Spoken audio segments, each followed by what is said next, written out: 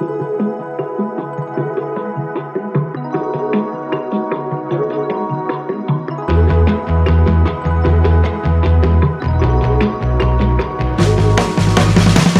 malamig at preskong umaga ng January 18, 2026, nagtipon ang mga miyembro ng ASESWAL at ang mga voluntaryo mula sa barangay Pinagkaisahan para maglinis ng kapaligiran sa Liwasang Bernardo at sa mga kalapit na kalsada sa Cubao.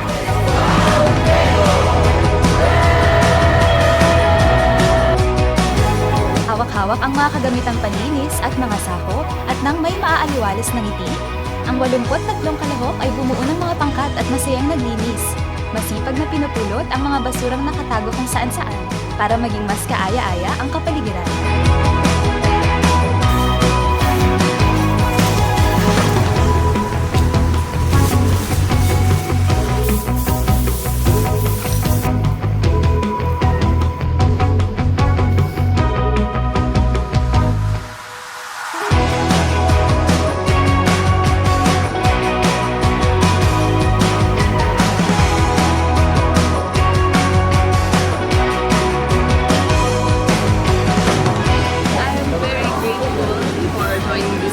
Activity because first off, we're helping not just the cleanliness of the place but also I think the safety and the overall atmosphere of this place. It will also raise the awareness of the people around us for caring for the environment and for helping us realize that caring for the environment is like community responsibility, and I think that's very impactful.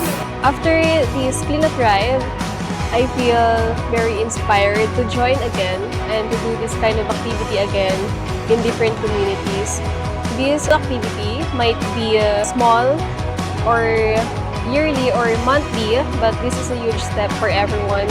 Very fulfilling po na makapag-participate sa mga ganitong activities, and at the same time kasama ko po yung mga members ng ASESWAL, which is a very happy thing to do this activity together, di ba po?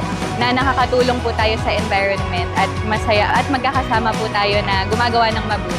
I feel excited because actually this is a quarterly discipline after we conduct regular quarterly. We would like to thank us as well because their advocacy, we were able to tie up with them for some other projects and look forward to that. As is well, trying to Mula sa Pinas, tungo sa buong planeta, sama-sama nating iligtas ang Earth. ASES, wow!